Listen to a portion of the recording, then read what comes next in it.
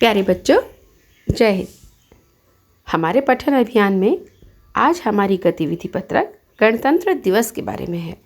बच्चों, मैंने कल आपको गणतंत्र दिवस की शुभकामनाएं भेजी थी और उस वीडियो में आपने देखा था कि गणतंत्र दिवस राजपथ पर बड़ी धूमधाम से मनाया जाता है। इंडिया गेट पर बहुत बड़े समारोह का आयोजन किया जाता है और मैंने आपसे कहा भी था कि आप देखिएगा कि कैसे होती है गणतंत्र दिवस की परेड और कैसे हम अपने देश पर गर्व महसूस कर सकते हैं आज के दिन। तो आपने ज़रूर देखा होगा। आज हमारा कार्यपत्रक उसी के विषय में है। हमें इसे बड़े ध्यान से पढ़ना है। एक एक चित्र देखिए, उस चित्र के साथ ही कुछ लिखा है, उस चित्र के विषय में देखिए। पहला चित्र है, आपने 26 जनवरी के परेड को कल टीवी पर देखा होगा या उसके बारे में सुना होगा। पूरे देश में आप जानते हैं 26 जनवरी मनाई गई थी। इंडिया गेट का चित्र बना हुआ है और साथ ही आप देख रहे हैं कि आसमान में हवाई जहाज़ भी तिरंगा बनाते हुए उड़ रहे हैं। तो कल हमने ये दृश्य अपने सामने साक्षात देखा था। दूसरे चित्र में लिखा है, हमारे देश का संविधान 26 जनवरी 1950 को लागू हुआ था। इसी खुशी को हम हर साल गणतंत्र दिवस के रूप में मनाते हैं। बच्चों, हमारे देश का संविधान यानी वो पुस्तक जिसमें लिखा था कि आज़ादी के बाद अब हम अपने देश को कैसे चलाएंगे, तो उसे संविधान कहते हैं। और वो संविधान 26 जनवरी 1950 को लागू हुआ था।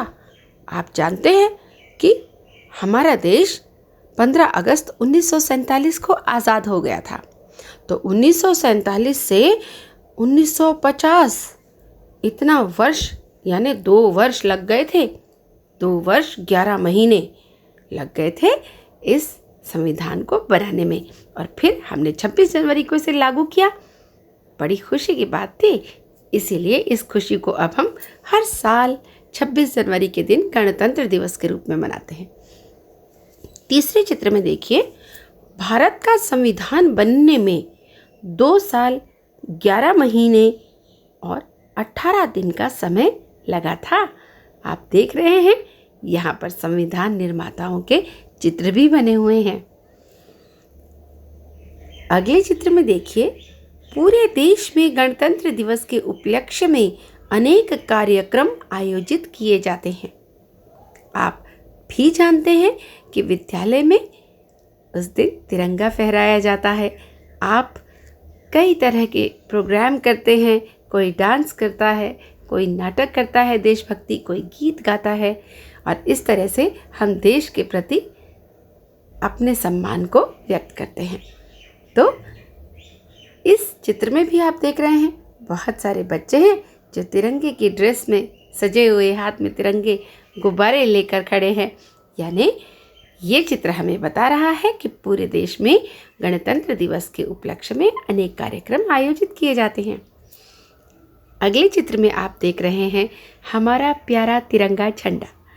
इस दिन राष्ट्रपति द्वारा हमारा राष्ट्रीय ध्वज यानी हमारा राष्ट्रीय ध्वज क्या है? तिरंगा, ये फहराया जाता है।